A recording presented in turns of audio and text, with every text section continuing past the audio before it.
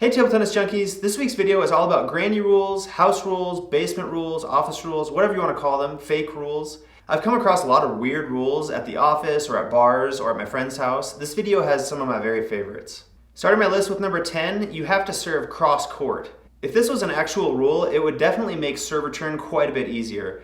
It's not though, you only have to serve cross court in doubles where you have to serve from the right side of your end to the left side of your opponent's end. In singles, you can serve from anywhere to anywhere. Rule number 9, if you're down game point, you automatically get to serve. This certainly would make it easier to come back if you're down and harder to close out games if you're ahead. It's not a rule though, the serving order doesn't change if you're at game point. The only exception is if it's deuce, you alternate serves. Granny rule number 8, you can't lose a game by missing your own serve. This rule is pretty ridiculous, and a lot of times it's combined with the previous rule where you automatically get to serve if you're down game point. So what happens is, if you're down game point, you automatically get to serve and you can't lose the game on a serve. So what people will do is they'll just do like the most ridiculous, out of control, craziest serve they can think of with like a 1% accuracy of landing, and it's just kind of dumb. Granny rule number 7, the double fault.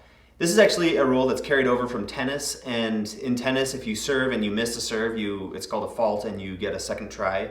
It doesn't carry over to table tennis, and if you miss your serve, then you just lose a point. Granny rule number 6, playing to 21 or 15. I've seen this both ways where people will play to 21 or 15 with 5 serves each. This was a rule where you used to play to 21, but they changed it in 2001, almost 20 years ago. So a lot of people who just aren't in the know or aren't in the table tennis community don't know that the rule has changed, so they just continue to play to 21. If you ever play in a hardbat or sandpaper event, a lot of times they'll play to 21 or sometimes 15 with 5 serves each. And what they're trying to do is they're kind of recreating that old school style, that old school feel, and that old school game.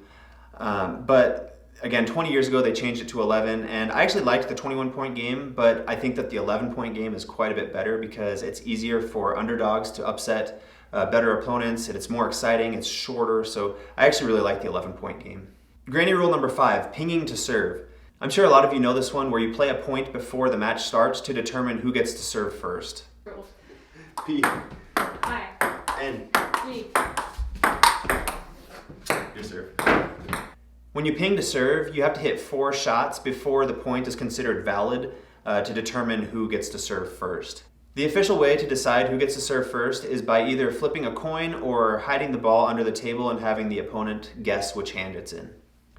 Granny rule number 4, if you hit your opponent with the ball without it hitting your opponent's side of the table and before the ball hits the ground, you actually win the point. If this were an actual rule, I would forget about hitting the table, I would aim directly at my opponent, and if I hit him, I'd give him a bruise and I'd win the point. I'm not positive, but I think this might have been a rule a long time ago in 1950, but they got rid of this rule a long time ago. I still find people playing with this rule though. Rule number 3, if you hit the net 3 times in a row on your serve, then you lose the point. I've had a lot of people tell me this one. It's not a rule though. You can actually serve as many net serves as you want in a row and you won't lose the point. I remember once at the US Open, I kept on serving nets, and at one time in the match, I actually served 8 nets in a row, and it was really frustrating because I felt like I was giving away all my serves and I wasn't getting any benefit from them. Granny rule number 2, you can serve from way over the table. This one's pretty common where office players will reach way over the table so they're really close to the net, and this will help them get better serves because they're so close to the target and they can hit pretty insane angles with it. The rule is that you actually have to serve from behind the end line of the table. Rule number 1, the skunk rule or mercy rule. This one is if you're playing to 21 and you're leading 7-0 or 11-1, you automatically win the game. As far as I know, this has never been a rule, and I've actually come back lots of times from being down 7-0 and down 11-1, so personally I'm really glad that it's not a rule. I guess I've actually lost quite a few leads from being up 7-0 too though, so maybe, I don't know. The last granny rule is a bonus one. If you're going to 21 and you reach deuce, the score goes back to 15 all.